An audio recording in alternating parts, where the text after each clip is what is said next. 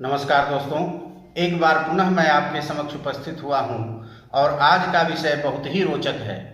एक बार चिंता और चिता दोनों बहनों में बहस हो गई कि चिता कहती थी मैं बड़ी और चिंता कहती थी मैं बड़ी। इसके समाधान के लिए चिता और चिंता दोनों ब्रह्मा जी के पास पहुंचती हैं और ब्रह्मा जी से समाधान मांगती हैं कि आप निर्णय करें कि हम दोनों में बड़ी कौन है।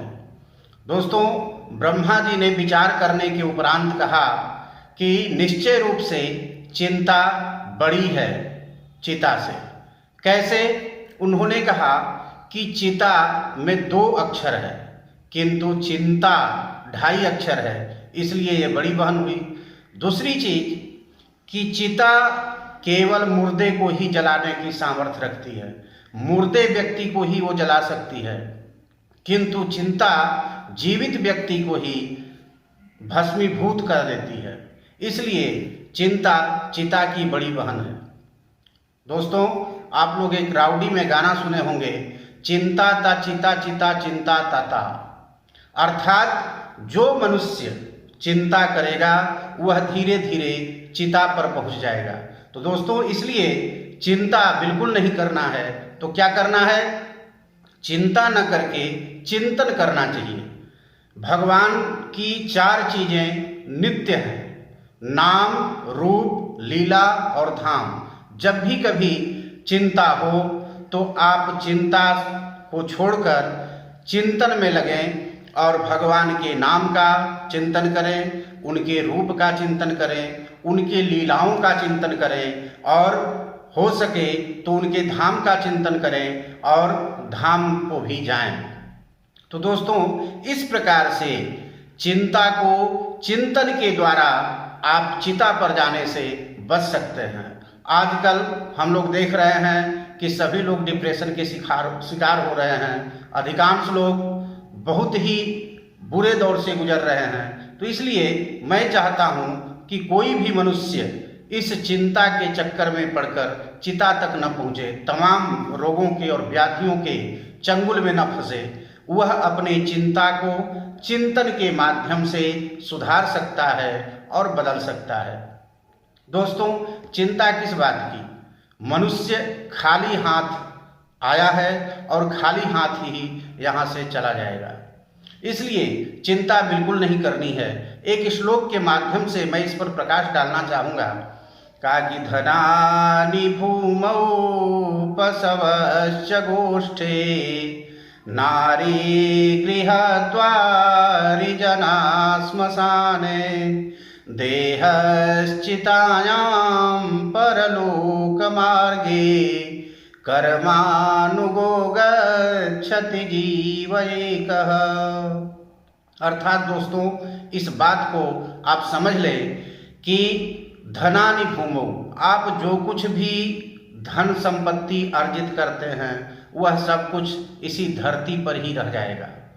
एक मुहावरे के रूप में कहें तो सब धरा का धरा पर धरा रह जाएगा, साथ में कुछ जाने वाला नहीं है। जी हाँ दोस्तों, सब धरा का धरा पर धरा रह जाएगा, इसलिए चिंता बिल्कुल न करें।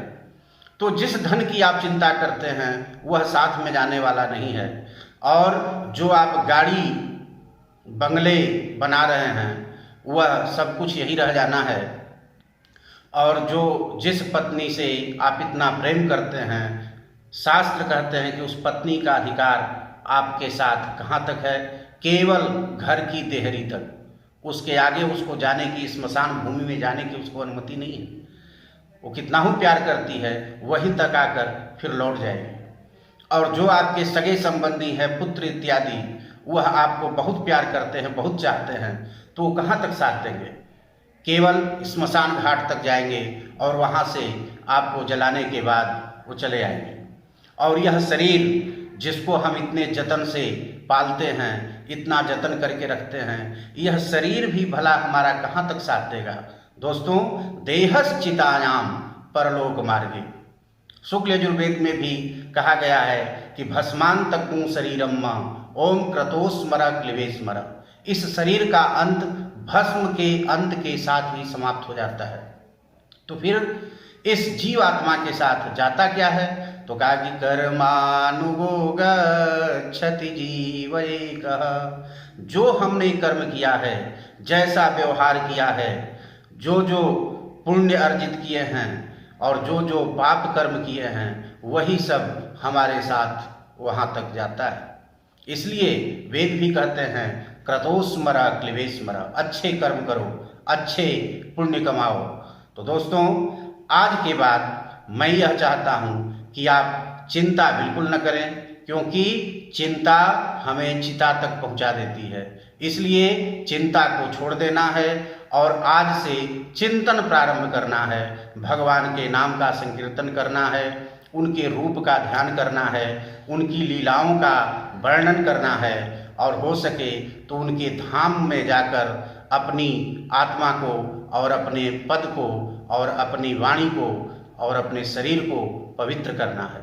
दोस्तों, इसी के साथ मैं आपसे विदा लेता हूँ। अगले वीडियो में पुनः मैं उपस्थित होऊंगा। तब तक के लिए नमस्कार।